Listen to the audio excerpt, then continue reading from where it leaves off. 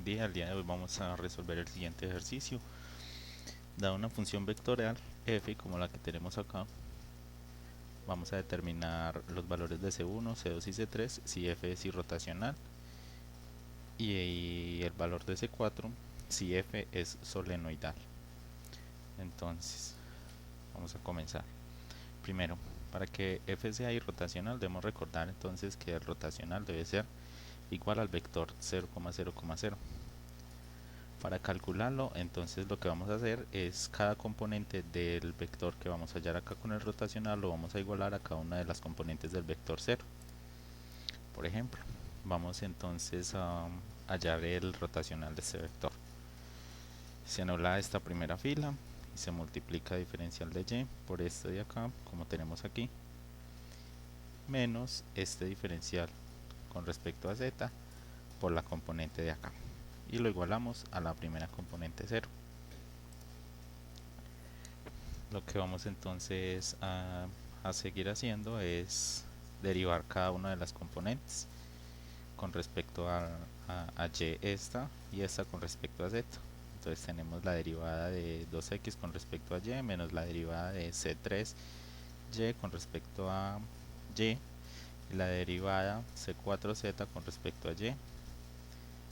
En el lado de acá tenemos entonces la derivada de c2x con respecto a z y la derivada de 5z con respecto a z igual a 0.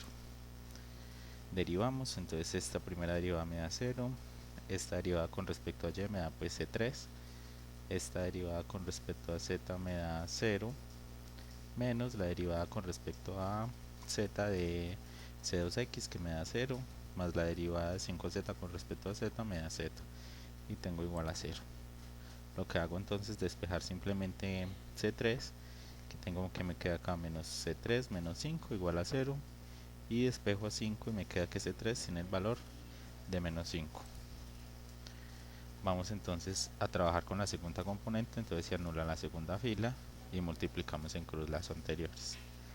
Entonces me queda la derivada con respecto a x por esta componente de acá y la derivada con respecto a z por esta componente del lado de acá, como tenemos aquí. La igualamos a la segunda componente del vector 0. Hacemos como lo hicimos anteriormente. Hay que recordar entonces que esta, si la vamos a multiplicar este por este y este por este, debe de ir con un negativo adelante. Calculamos igual las derivadas, entonces me queda que la derivada, me queda acá la derivada con respecto a x de 2x, con respecto a x de c3y, la derivada con respecto a x de c4z, acá las derivadas con respecto a z, igualadas a 0. La vamos a derivar, entonces esta primera derivada me da 2, esta segunda derivada como no tiene la variable y me da 0, la tercera derivada como no tiene la variable y me da 0. Acá tenemos esta primera componente, la derivamos y me da 0 también, esta tampoco tiene a z, entonces también me da 0, y derivamos esta con respecto a z y me va a dar c1 y va igual a 0. Acá me va a quedar 2 menos por más me da más, entonces me queda 2 más c1 igual a 0, multiplico por este negativo, me va a quedar menos 2 menos c1 igual a 0, despejo a c1 y me va a quedar que c1 tiene el valor de menos 2. Por último vamos a calcular entonces la tercera componente y la igualamos a la última componente del vector 0, entonces se anula esta fila y lo que hacemos igual, multiplicar esta por este, le restamos este por este, como tenemos acá. Este por este nos da esta y esta por esta nos da este lado de acá. Distribuimos las derivadas y las calculamos. Derivada con respecto a x me va a dar c2, esta me va a dar 0 porque no tiene la variable x, esta con respecto a y me va a dar 0 porque no tiene a y, esta me va a dar 3, la derivada de c1z con respecto a y me va a dar 0 y lo vamos a igualar a 0. Me va a quedar entonces c2 más 0 pues 0, menos multiplica el 3 y me queda c2 y menos 3 igual a 0 y despejo a c2, que me queda que c2 tiene el valor de 3. Ahora vamos a hallar entonces la segunda parte que decía que determinara C4 si F es solenoidal. Recordemos que para que sea solenoidal entonces el, la divergencia debe ser igual a 0. Vamos a calcular entonces la divergencia. Acá tengo el vector de las derivadas y el vector del campo que nos dan al lado de acá.